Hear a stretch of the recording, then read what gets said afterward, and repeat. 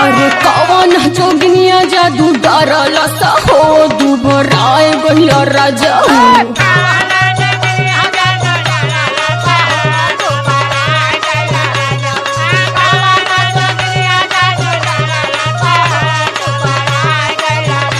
का कहतरू